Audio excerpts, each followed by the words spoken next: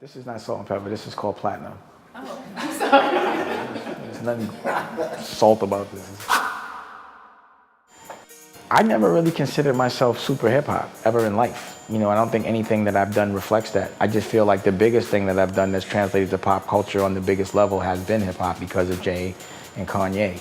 But I never was like every day, all day hip hop guy. I don't like to be considered a hip hop mogul. I don't know what that means. It's very rare that a person, especially in his 20s or 30s, can do more than one business and do it well. I don't know why you would downplay it by saying hip hop. To me, that goes into tycoon status. When I was in Harlem, you know, I also was in boarding school. I got to see a lot of what people that had opportunity and that had parents that had money, what they were doing. I never really felt that they were so much cooler than me. I always felt I was 20 and 30 times cooler than that part of the world. And I always see how interested these rich families, non-urban families would be in my urban experience.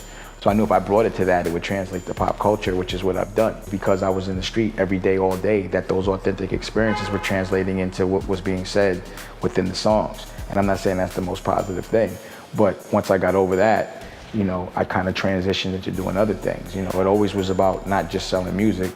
Biggs, who was my partner in Roc-A-Fella, has such a hustler mentality that if there was ever an opportunity for us to capitalize and cut out the connect completely, it didn't make sense for us not to do it because we already had the customer. We just had to make the drug. A lot of what my business model was selling celebrity.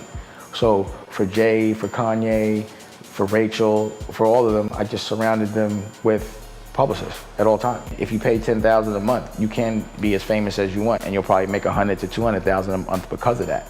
But I changed my business model. What I learned in my experience in the corporate world and with Roc-A-Fella was, if I want to be truly happy, I got to put up the money. Because whoever puts up the money is the boss, and that's that. It doesn't matter if someone gave someone a lot of money to watch, that's not a boss, that's a supervisor. And that supervisor usually thinks he's a boss and projects as a boss and will piss someone else off that's putting up the money. So a lot of my frustration would come from the fact that everyone that was speaking, none of them put up the dough. And we put up our own money. We were partners. We had a 50-50 venture. So in that environment, it would frustrate me. It'd be like being at a dice game and someone else speaking on your money.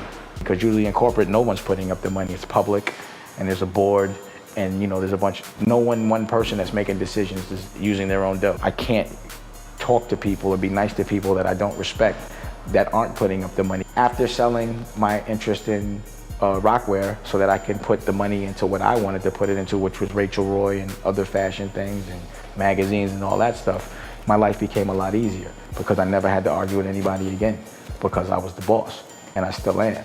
A boss doesn't get told what to do. Of course, a boss might get advice from an OG, advice, but you're not being told what to do.